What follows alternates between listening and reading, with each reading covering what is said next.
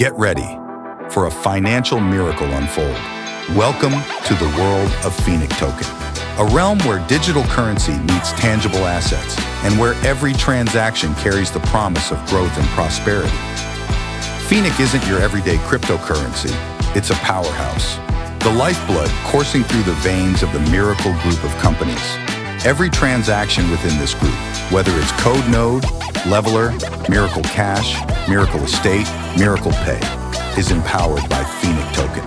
The truly unique Phoenic is about opportunities. Imagine a world where every purchase, every investment, every transaction you make within the Miracle Group is not just an exchange of value, but an investment in your future. That's the power of Phoenic Token. It turns every transaction into an opportunity for growth. The Phoenic Token offers exclusive earning avenues, ensuring that every token holder gets a slice of the pie. It's not just about buying and holding, it's about earning and growing. Are you ready to be part of this financial miracle? If so, get ready to invest. The countdown has begun. Hello, Micah here, sitting at Hakan's house, at your house. Hi, welcome Micah. On a beautiful Saturday here in July. Beautiful Saturday, yeah. So it's good to be here. It's been a while since we did one of the first videos that we did together was here at your house. It was a little bit hotter that day, but it was about 2 years ago. It's been some time. I was thinking 1 year, but you're right. It was 2 years, and it was very hot. It's still very hot today. And by the way, welcome everybody to my house. Yeah. How has life been? We set out to do something. We set out to do a really big thing, and now that we've lived it and worked through these all the challenges and everything that comes with building a big company, what's your experience with what's been happening for the last 2 years? So when you said we set out to do something very big, you're absolutely right. But I think we need to change that. What we set out to do that was very big, okay? Yeah. Today we're doing something much bigger than that very big thing that we thought at that very beginning. That's a fact, right? Yeah. And that change has not been because we changed our strategy. It's because a lot of things have happened on the way. Yeah. You know, challenges and challenge, and you look at each challenge and you say, how do I turn this into an opportunity? And each time you see that opportunity, okay, it grows the company, it grows the project. So when we set out, you know, to do this very big project, we didn't have a strategy of, you know, acquiring a company at SEC and you know, turning our investment and investors' investment into a share. That wasn't a part of the strategy. But when we looked at it, we thought, well, you know, this is much bigger than, and it's the right way to do it, so let's do that. So it's another challenge, but it's a bigger opportunity. Yeah, the challenges have created opportunities in my experience. I didn't anticipate how hard it was going to be, I have to admit. Yeah. But I have to say that I'm grateful for the experience so far. It's been rewarding for me. It's been really challenging. But I'm really happy with where we are. And I'm also really happy because 2 years ago, we didn't know each other the way we know each other now. Because we've been through, you know, a lot, and we've been supporting each other, helping each other, and getting to know each other, and the level of trust has increased. The bond, the trust. We know that we can lean on each other now. Yeah. Whatever happens. Yeah. That we know. We weren't friends because we didn't have enough time with each other 2 years ago. Now I feel we're business partners, we're friends, we're brothers, we're family. We're family. And that's great, because it could go the other way. It could go the opposite direction where people start to dislike each other. When the push comes to the shove, you know, and you go through the storms and the challenges, you either break forever or you bond forever. Yeah. And we've done the right thing, and we are where we are. But like I said, it's been challenging. Did I think it was going to be this much challenging? Maybe not. Yeah. Did it frighten me, or did it, scare me? Not a bit. I know that. Because I know in every challenge, the bigger the challenge is, although it creates some delays in time, it delays stress. I know the reward is much bigger. I've seen this so many times. So to get to where we are today is phenomenal, and that's why I said, well, let's make the call at my home, because it's got to the stage that it gives full confidence in me that where we are, the people, Micah, that we've onboarded. When I look back for the last 3 years, we've got hiring those people would have been very difficult, because good people, very good people, don't come with just with a lovely package. They come with understanding what these guys are doing. Is this project going somewhere? Is it something right that I'm going to put on my CV? Right. Along with the financial package, right? And now, in the last year and 6 months, every person that we're onboarding into miracle companies are leaders in their field. Yeah.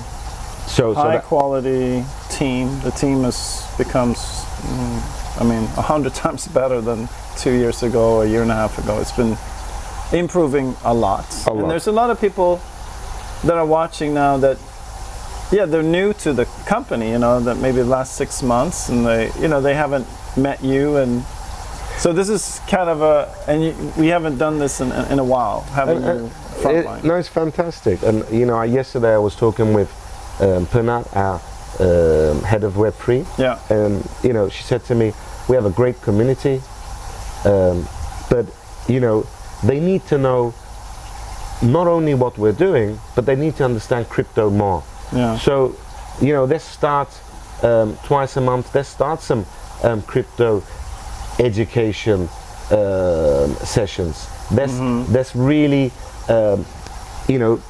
try to all come to a level of understanding, and then that will help a lot.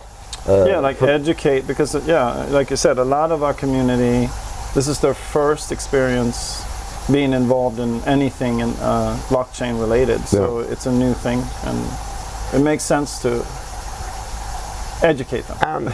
And we're lucky, because the stuff that we've gone through now, the world has got to a stage that the blockchain and crypto, is it going to happen? Is it really going to happen? Are the governments going to end it? Are they not going to end it? Well, we've got to a stage now that we've been had our challenges in Europe, for example, on obtaining licenses, obtaining piggybacks. Okay, we've spent the last 2.5 years investing in stores. We've built the technology. There's been lots of delays, even with piggybacks. Why? Because Europe has... Let's explain piggyback. Piggyback is when you join with a company that has an existing license, and then you do a deal with them. Local country license. Yeah. And so and I know what you're describing that, and it's the timing of when we kind of started was really close to where Micah was announced, which is the mall for all of Europe, and because of that, a lot of things changed. And people thought, well, now it's very difficult to get licenses for a piggy bank, where they should be asking for a reasonable financial package. They were starting to ask stupid financial packages. So we said, well, hold on a minute. We're already licensed in Holland. We're already obtaining a fuller license through DNB in Holland. We've just can't give the company name, just because we've seen a lot of sort of unnecessary damage in the past. Sabotage. We've just signed a piggyback in UK. The difference between UK and Europe is UK is not in the EU, Right. So that gives us the channel into the FCA, which is the body that runs financial institutions in the UK. But with the Holland license, well, we said, let's hold on a bit. We're not going to pay you all these millions, because with one EU license from November, along with Micah, you have the full European license, and we can push there. Why would we spread all those millions out to you guys when we're going to be using our own license anyway at November? Right. So there's a lot. The landscape was changing, and it was sort of chaotic during a certain time. Yeah. Now it's starting to kind of fall into place and calming down because we're getting closer to Micah launch. So what I was seeing was that there were certain reasons to hold back a little bit, not invest too much into Europe until everything sort of gets into the right place. And I feel, from what you were saying to me yesterday, that's what I'm saying, from two angles. I look at this from two angles, you know, crypto, blockchain, investment risk. What's the situation now? Micah, new laws in Turkey, new laws in Micah, FCA license. So that risk is going down significantly. Crypto is here forever. Blockchain is here forever. That risk has disappeared, where that risk was really, you know, is it going to happen, not going to happen 3 years ago. The second bit is, we've been through the path now, this is our part, we're just holding on for November, where Micah is fully in act, and we push the whole Europe with less, spreading out less millions. So companies that we're not going to be doing business with in the next 3 to 4 months. So there are certain ways that we could have got going earlier, but the cost of that versus what it would be waiting just a few months was a better option. Well, it wasn't now it's a few months, then it was a year. But if we had spent that money, that relationship was going to end at the end of the year anyway, because why would we be going out giving payments every month to a piggyback holder? Why would we do that when we will be having our own Micah license? There's no point, right? So then we're at that place with Europe, and I guess we got on that topic a bit early, but it's about 4 or 5 countries that are ready. As far as you're looking at license, in the 3rd quarter, I think is what we're estimating. And UK, because UK we've already signed. So UK it's all of the shares that we've sold that will be activated. Now on that topic, on MetaTerra, for example, you know, the whole idea at the beginning was, you know, if somebody's invested in Germany, they should have their profit from Germany. It was like a digital ownership. Right? And so they went from that digital ownership, which was a certain type of ownership, to shares, which is another type. So maybe you can sort of describe how much better what happened to. Well, obviously there's the reason we switched from this digital ownership to share ownership is to have everybody perhaps in the right legal frame, but also from an investor's point of view, it's liquid, right? Now, the point I'm trying to make is, when you invested in Germany in your digital ownership, which is turning now into a share ownership, you're no longer an investor of Germany. You're an investor of MetaTerra, right? Now, and the reason I'm saying that, you will still benefit your percentage from Germany, but the convertible bond that you'll be receiving, which we've already communicated, once was received and the term is complete of the convertible bond and it turns into a common share, that means that you as a Germany investor, you're still getting your slice from Germany, but now, you know what? You're getting a slice from the node company. You're getting a slice from the token company in Switzerland. Right. All these come under MetaTerra. So we, as a company, we didn't choose, and I'll give another example in a minute. We didn't choose and say, you know, this guy only invested in Germany. Let's design a different structure and we keep the, you know, the node to our side. Let's keep the token to our side. And I'll give this example. Maybe I'm jumping from here and there, Micah, and stop me because there's so much. It's fine because it is a lot, and we're trying to and I'll tie in something with the token and MetaTerra. When we were at Miami, right? And it's the same example, and it's the same philosophy, and it's the same way of treating our family investors. It's exactly the same vision. When we went to Miami, we said we're going to sell. We've got this utility token, okay? Right.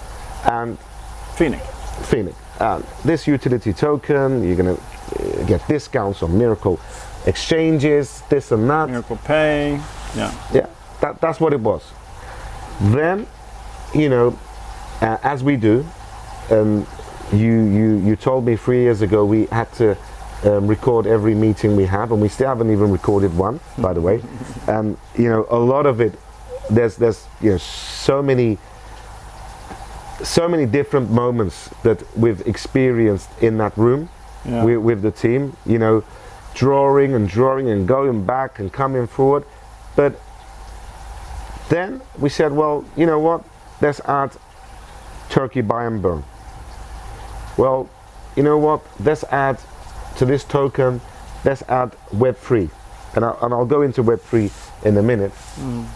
Then we came up with a whole big plan of a state, and we said we'll put that in the Phoenix as well. We never said, you know what we promised our investors at Miami was a utility token. We never said let's form Phoenix number 2 and keep all these assets in Phoenix number 2. No, we said, well, let's put everything into Phoenix. Let's go and look at the tokenomics. If we need compression, we need compression. Let's compress it. Let's create that super token. But we're compressing something very different than what we're compressing at Miami. Yeah. So what we've done, I think, as a ruthless businessman, you would never do it, right? If that was the case. But the way I see, and I know you see 10 times more than anybody, the community is that it's not only about Phoenix, it's not only about, you know, Web3. This whole engine, this whole family has the potential to grow, because once you've got this sort of you know, engine, you can have countless projects and countless successes, right? So what I saw, just so I want to just interject a little bit, is I saw that when the call or request to go into shares, securities, happened, at first we were like, you know, that's a big expense. It was a big expense for us to go from the digital to shares. When we discovered that, and we discovered what it would do, and we saw that whoever owns shares now owns a piece of everything. And that gave us... And it's liquid. Yeah. You know, because when it's a share, as a common share, you've got the professional investor as well. And it's always liquid on the stock market. So it's much easier to use as liquid a financial... as in sellable. Yes. And you can cash out. You can use it as a collateral. You have it in your hand. You could either support and stay with the project, or you can cash out and that's it. Yeah. kind of leave the project. But I also saw that before that, anything we did, if we did Web3, if we did a token, if we did this, all of the shareholders would never get to benefit from that. Correct. So that gave us so much more to work with.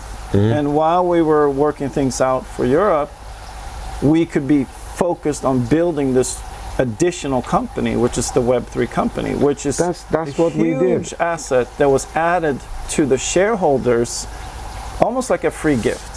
That's what we did, you know, to tie in that value into the shareholders. Well, you need to set up a company in Switzerland. Then you need to take that ownership of Sweden into the Portugal holding. Right. Then you need to bring that all the way to the US, to MetaTerra. To bring the real estate, that's even more complicated. You need to set up a company in Cyprus. That company needs to be owned by a company in Turkey. That Turkey company needs to be owned by holding. All this, building that, believe me, is costly and does take time. Yeah. So these are like kind of corporate, a way to set up the corporate structure, Yeah. because we have lots of different companies all coming in under MetaTerra. All of that has a certain process, and that's what we've been doing for the last It's not 6 only that, months it's now. that leads to the capitalization of MetaTerra. Yeah. We've been, I think for the last 8 months, 6 months, 8 months, we've been dealing on two sides. One, the financial projections, and two, the whole business plan. The combination of this, and we've virtually come to the end now. We've both completed both.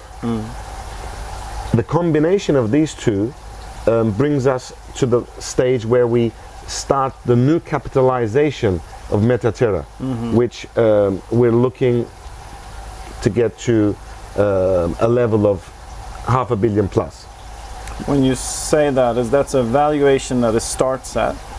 We have a higher valuation, as you know. Yeah, yeah. It's actually a percentage of that valuation, Yeah. but that's where our, consultants have recommended we start. Yeah. But that will be a big So step. every quarter that will increase. Every quarter, every 6 months, we will increase the capital. Yes. And then when you say capitalization, It's- what you're saying is that there's a channel there for money to come into the company in a new way that gets reinvested into. Two things there. Yeah. So you've got your normal convertible bond. Yeah. This is for the existing investors. You capitalize the company, so any new investor sees that this company has the projections and the DCFs and the business plan, all of that has meat on the bone. So that's what the result is saying. Then we will have a new convertible bond as well, all channeled into common share, by the way, and with $500 million plus capitalization and a convertible bond, that will be a very big channel to bring funds into MetaTerra from professional investors. Right. So then those funds come in, and then they're allocated towards obviously normal business activities like marketing and adding teams in Europe, doing sales, and new projects that we may look into invest. I mean, not going into it, we're looking at one project at the moment. I don't know how long it will take us to validate if it's real or not, but big opportunities. there's big opportunities that we're that after. come our way. Correct. So it's like what they see now, or what they've seen, or what they saw 2 years ago. It's always evolving. The plan is always evolving, and that's kind of normal with Michael, a company. There's always opportunities. What we have now is a giant. We're no longer talking about obtaining licenses. We're no longer talking about. We've just had our audit from Leveler. Okay. People out there, okay,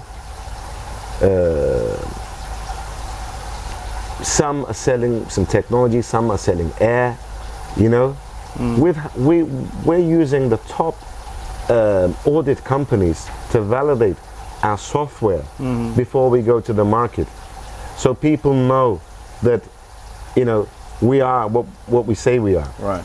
And we just completed our leveler audit. I sent you the report yesterday, a couple of minor things. Yeah. So those will be cleared on Monday as well. And then we'll plan how we start leveler transacting. But as we were doing this, we've already started to code Miracle Swap. We've already started to do it. So come 2-3 months later, when leveler is on its high, Miracle Swap is gonna kick in to Web3. And when Miracle Swap kicks in, and don't hold me to it, maybe we'll be talking about Miracle Chain. You know, we will never stop producing. And when those things are doing well, that affects Phoenix, of course. That affects Phoenix directly. Affects MetaTerra, and MetaTerra affects shareholders. So exactly. So be it a node owner, be it a share owner, be it a Phoenix holder, whichever way, the way we're designing it is that we all benefit together. No one is missed out. They all touch each other in somehow. Yeah. No, it's clear on this. We had a leader meeting yesterday, and I said, you know,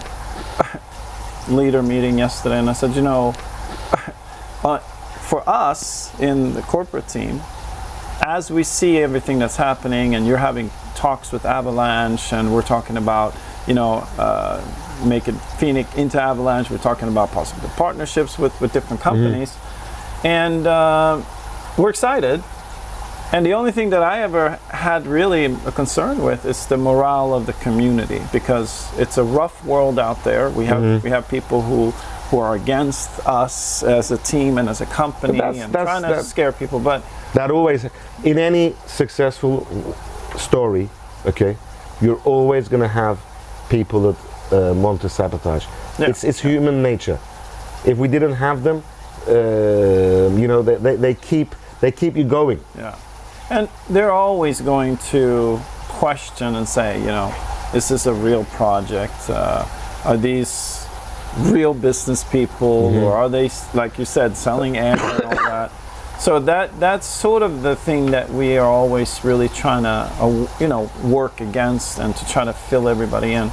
You know, is there anything that you would say about how this has evolved as a company? Had you expected it to go faster? Had you expected this timeline? Or what's your feeling on everything? I expected it to go faster, Micah, but I didn't expect it to grow this big as well. This is what I said at the beginning. If we had only kept, okay, the whole business model into 2-3 countries, we would have maybe been bigger in those countries at the moment. But what we're talking about today is countries, it's Web3, it's property, real world asset backed. Every single thing that's hot out there in the market, we've managed to bring into one company. There is not one company in this world that contains all these at the same time. Now, with international audit reports, with you know, MetaTerra setup, we have, I mean, to give you an example, you know, we have around, and this is going around all these countries, we use over 20 lawyers under this umbrella. We use over 20-25 chartered accountants. This is the size of the whole organization is, okay? So faster, maybe. Did I expect to have built all this under one umbrella? No. Which one of I would have chosen?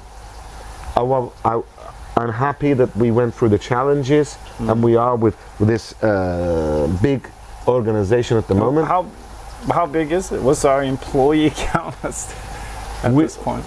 Well, we're 170 plus people at the moment. That's without the consultants, by the way. That's people on payroll. Okay. And if you put the consultants, because we've got the best consultants of this world, some of them. Our marketing is guys from South G. We use, even for our tokenomics, we've went and we found the best people. So bring the whole consultants in with the lawyers and the accountants. You're talking about maybe 250, 300 people involved. Yeah, that's crazy. It's not a small number for a technology company. Yeah. So, I guess maybe to wrap this up, we've been working towards kind of pushing through and coming into that stride, where Miracle is revenue flowing, in a big way and all that. What do you feel is the next, 3 to 6 months? Like, what's your feeling on now things? Okay, we're planning the way I see. Well, not the way I see it, because we clearly see it now. Okay, and we go live with Web3 in August. Okay. That means that it means two things. One, it shows to the world that this is a node system with real depth. Okay, it shows this. That means that the node has a value. It started not a price. It has a value, and that will be super good for the existing node owners. But it will also set a benchmark of pricing out there, and from there our node system will not only carry on producing with Miracle Swap and that, but it will also have, because we're bringing the node on chain, that's very unique as well. So there will be a significant growth in the value of Web3 and the node system once Leveler is live August. So it will be the hockey stick for the Web3. For November, we'll start with Micah. We'll start moving in the countries. By then, everybody's got their bonds. We've completed or about to complete capitalization of MetaTerra, so they have a liquid collateral in their hand. Real estate is we're still structuring the real estate. Yeah. We are planning to pump in $200 million in the next 16 months into Phoenix from real estate. That will have an immense effect on Phoenix. We will with our compression, with our strategy, with our vesting, we will bring Phoenix to the top 20 in the coming 2 to 3 years. This is our clear strategy. So where we are, as I said, is the best we've ever been, and onwards I see a very, but we will never stop, by the way. We still need stress. So on these projects, stress is good. Keeps you going. Keeps you alive. It's the same, whenever we go to a game, and when you're at a football game and you scored 7-0, the 8th goal, it's not so exciting. No, but when it's 0-0 and you score at 90 plus 3, you just. I'm not saying that's the way it should be. I'm just giving you a football example. But what I was trying to say is, on these topics, we're very good, and those dates we're easy to hit. But when I said we'll never stop for stress, is we will carry on producing Miracle Chain. We will carry on producing. We will mature the estate in Cyprus, and then we will go global. And when we're global, and I say this again, just to understand the same vision, we could go global and say, you know what, on Phoenix, the white paper, the Miracle estate that we put in the white paper was for Cyprus. We'll put the global estate into Phoenix number 2. We will never do this. We will keep everything with us and our investors all under one umbrella. We won't do silly games like that. Okay. We could do another token. We could do another token, but the estate will stay. Yeah. But that's the vision. That's the attitude. We're good. We're good. We keep working. We keep moving. Things are definitely getting to a place where the company will become more known outside of the community, outside of us and the family, and globally as well, especially for the coin. I mean, this weekend, Monday, we're being listed on CoinStar. Then very quickly after CoinStar, we have a listing on Bitchi. Then we have Gate.io. So Phoenix has a path now that rapidly will be listed and globally known. Without all these pieces, you can't do the jackpot hit. You need to build put all your pieces in place and then go in. Push hard. Yeah. Okay.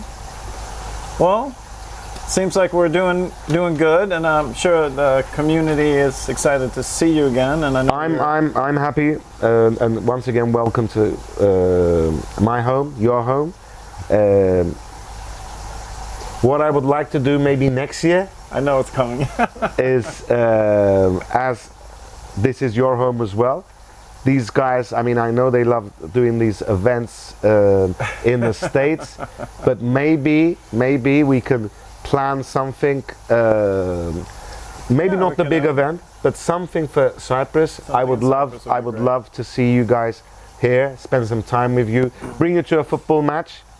Yeah. And get you jerseys as well. Start back up in September, right? Yeah. So if we can do something like that, I mean, I'll be very happy, and I know Ebru will be very happy. We'll all be very happy. Yeah.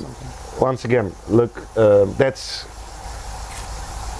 looking forward for the next update, and the next update will be me singing some songs to you.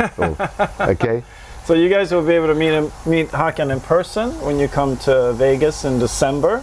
But it's good to do this again with you, and I'm very excited about our future together. And we'll sign off now. So thank you, everyone. Bye-bye. Take care. Bye-bye. Nodes, the unsung heroes that tirelessly support blockchain infrastructure and lets all blockchain systems keep themselves in check. Think of them as the backbone of the blockchain. Networks require decentralized validation to ensure the security of transactions, where a decentralized network acts as a safeguard. Curious to learn more about how an everyday individual can participate in decentralized finance as a banker? That's where Miracle comes in. Node investments can be your ticket to passive income. As transactions flow through the blockchain, you, as a node investor, earn a share of the pie. It's a revolutionary way to make your money work for you, without the need for constant oversight. Our new products, Node and Leveler, are designed to make you a first mover in the world of blockchain investment. Embrace the future with Miracle, where Node, Phoenix, and Leveler work together to mitigate fluctuations. Your future starts here.